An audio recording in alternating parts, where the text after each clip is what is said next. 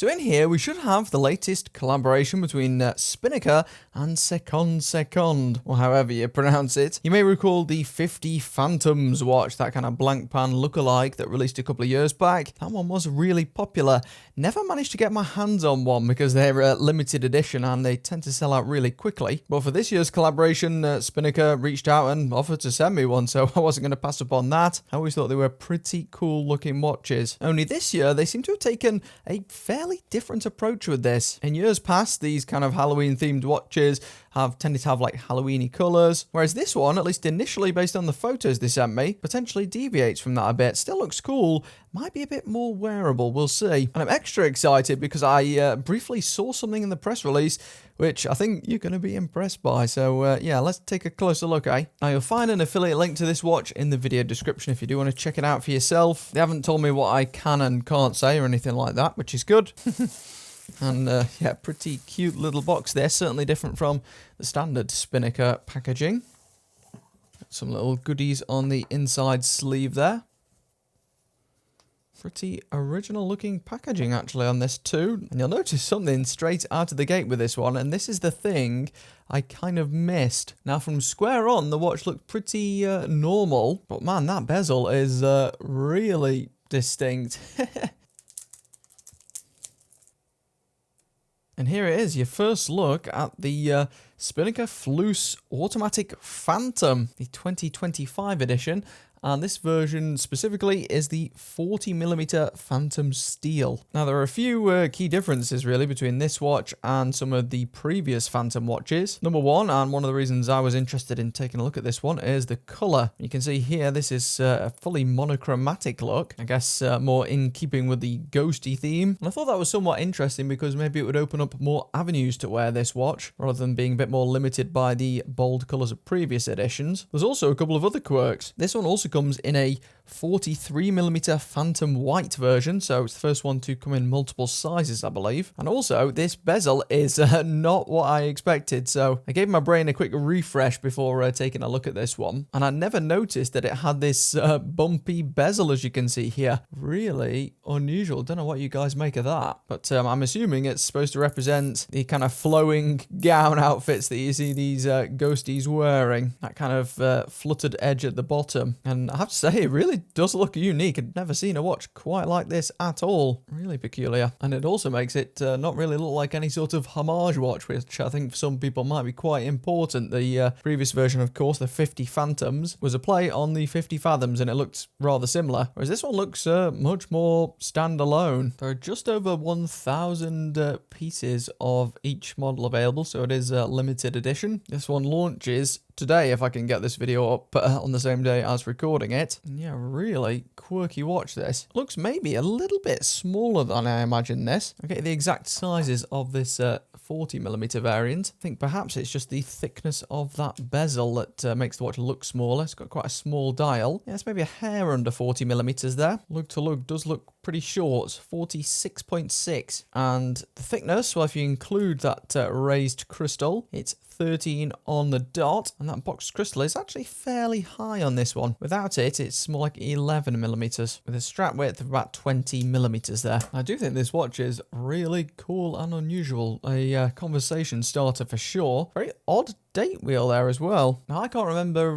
what the original Fleuss looks like with regards to this date wheel, but this one has like a split black date wheel with a grey border or something. Admittedly, not the easiest to see, and well, I guess that kind of counts for the entire dial here. When you have these kind of monochromatic watches, they either go one way or another. And because this one's using a lot of grey and silver elements, it's certainly a bit trickier to read the actual time on this watch. But I do think it's a very good looking watch. Just not quite sure what to think about the bezel yet. Never seen one really like this. Let's have a feel again of the performance. Actually feels really good. Great bezel action there.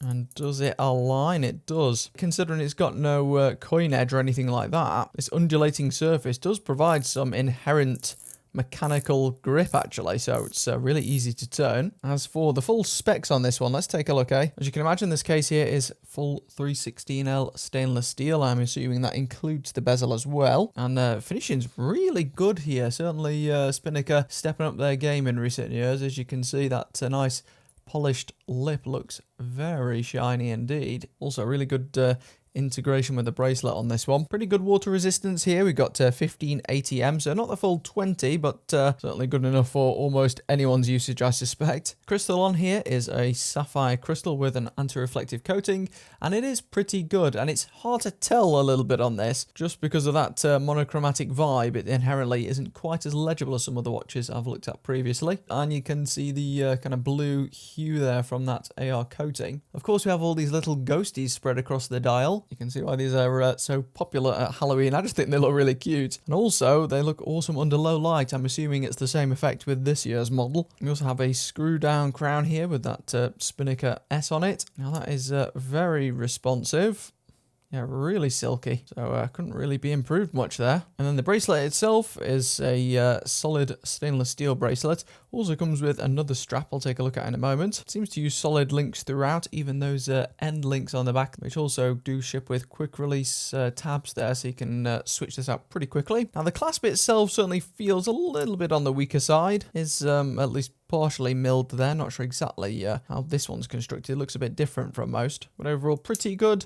No concealed micro adjustment, sadly, but it does have 3 holes, which is definitely sufficient, so I'd say certainly good enough for a stock bracelet. And while it's good, I do wonder if maybe the other band might be the better fit here, or at least it might pack a bit of extra colour. And oh, I've just pulled the strap off, and there's a little pen underneath here, a pretty swanky looking pen as well. Never seen that with a watch before. Is it a torch? Ah, it looks like, yeah, it is a torch. I'll need to put a battery in. It doesn't ship with a battery, I'm assuming, for some sort of weird shipping restriction, so I'll give that a test in a moment, eh? But yeah, this strap, I don't know why, I just feel like adding that might just give that extra boost of contrast that I think this watch may need. So there's some spring bars there included in the box. Now I was wondering why there was a price difference between these watches, with the smaller watch actually being the more expensive, which is pretty rare.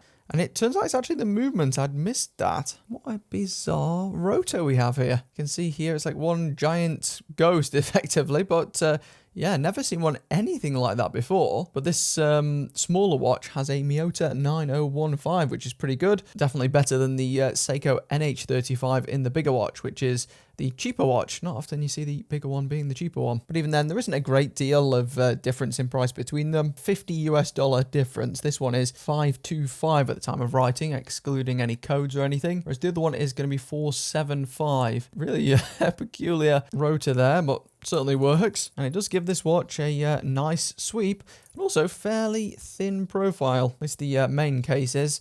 The elaborate bezel and crystal do boost the thickness a bit. And here's a look at it on my 6¼ inch wrist. Now, maybe a little bit on the bulky side for me. I know that I say that in a lot of videos, but it's also worth pointing out that the camera sometimes plays tricks. Now, I've tried to do the best I can with my camera placement for these videos, but in the flesh, loads of these watches do actually look bigger on my arm than they appear in the footage here. Because in the footage, this looks like a near perfect fit, actually. But yeah, lug to lug does make this still quite versatile. Very short lug to lug for the width of the watch. And there's a look at the thickness. Yeah, not bad in terms of thickness. I suspect that the 43mm one with that NH35 would look a lot thicker. And it's funny because you almost can't see the logo or branding really on this one, because that text kind of blends into the background. Really unusual way that the bezel catches light as well, as you can see there. Just add some extra glisten to it. Very unusual piece. Really like it though, really like it. Gotta give it to Spinnaker. They really put a lot of effort into these special edition watches,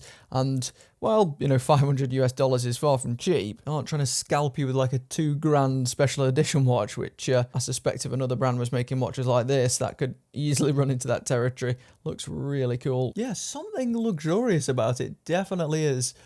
Not seen anything that looks really that close to this. Now, it's not often I've really ever tried straps like this, these kind of elasticated ones. Now, even the included spring bars are quick release too, so means you can do this entire process without any tools, which is good. So there we go, one quick YouTube tutorial later, and I'm back in action. And this strap type, this parachute style band, which I've never really tried before, yeah, it certainly feels pretty comfortable on wrist, and you can adjust this keeper basically to any position, so it's kind of infinitely adjustable.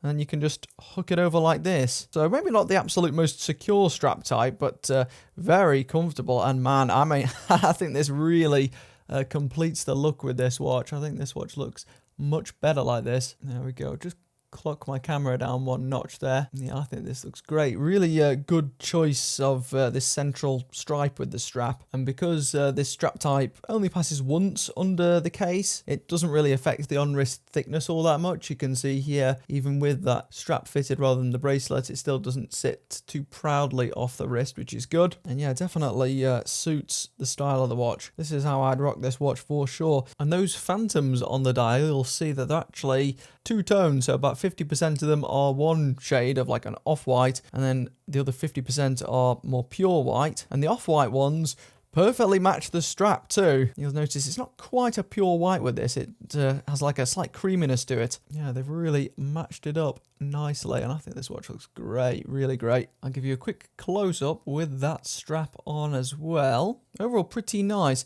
Do wonder if maybe I'd like the design more without the date wheel, and I think perhaps that Cyclops is just a fraction high there, as you can see. It's not far off though. Could just be me, because from side on it looks low, if anything, so yeah, I think my eyes are playing tricks on me. Now let's try this torch out, eh? Operates off a AAA battery, and it looks like they're already out to say hi. We've also got some lume on that bezel, which is good to see, and this torch is brighter than the one I normally use. Whether it's the same type of UV remains to be seen, but I guess it does mean that you can produce this cool effect straight out of the box.